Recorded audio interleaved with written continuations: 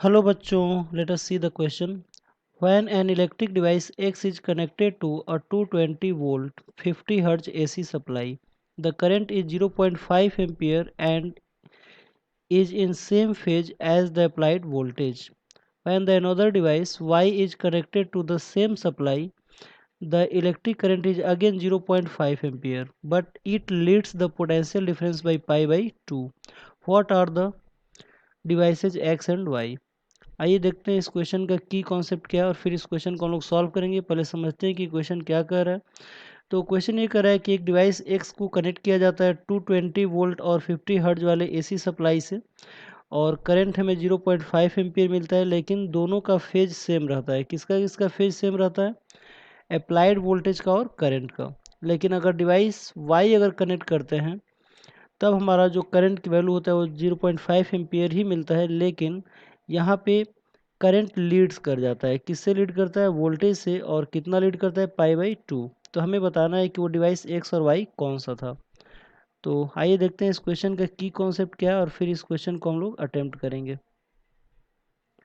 तो की कॉन्सेप्ट में हम लोग समझेंगे कि क्वेश्चन जो है वो किस कॉन्सेप्ट के ऊपर बेस्ड है। तो आप लोग को पता होगा कि जो प्योर रेजिस्टिव सर्किट होता है उस प्योर रेजिस्टिव सर्किट में वोल्टेज और करंट के बीच का जो फेज डिफरेंस होता है वो जीरो होता है, जबकि प्योर कैपेसिटिव सर्किट में करंट लीड करता है पाई बाई 2 वोल्टेज से। यानी कि ये जो क्वेश्चन है वो प्योर रेजिस्टिव सर्किट और प्योर कैपेसिटिव सर्किट के ऊपर बेस्ड है। यानी कि this question is based on pure resistive circuit and pure capacitive circuit. तो आइए देखते हैं सोल्यूशन में कि क्या गिवन है और फिर इस क्वेश्चन को हम लोग अटेम्प्ट करेंगे। तो सबसे पहला चीज़ इस क्वेश्चन में ये कह रहा है पहले वाले केस में कि अगर हम लोग जब डिवाइस एक्स की अगर हम बात करें तो वहाँ पे फेज डिफरेंस जो होता है वो जीरो होता है। और फेज डिफरेंस जीरो उसी में होता है जो प्योर रेजिस्टिव सर्किट होता है।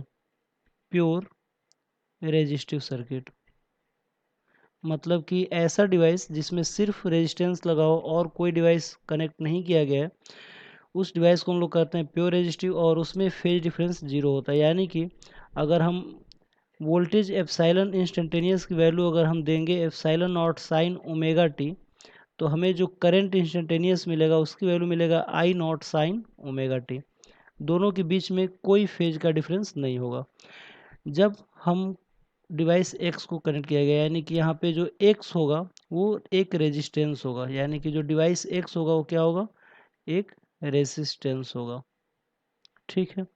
अब अगर हम लोग केस टू की अगर हम लोग बात करें तो केस टू में फेज डिफरेंस कह रहा है कि पाई बाई 2 हो जाएगा और पाई बाई 2 में भी करंट लीड करेगा।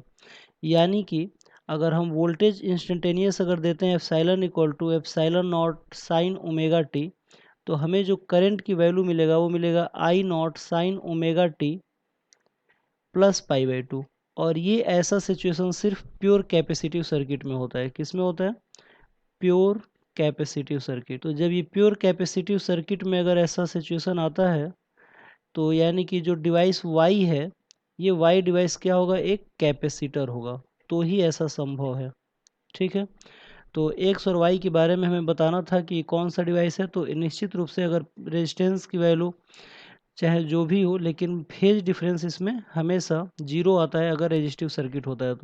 तो जो एक्स डिवाइस होगा ये हमारा रेजिस्टिव सर्किट होगा यानी कि रेजिस्टेंस होगा, और जो वाई डिवाइस है ये हमारा एक कैपेसिटर होगा। ठीक है। तो आई होप आप लोगों को क्वेश्चन समझ में आया होगा। Thank you very much. Good luck.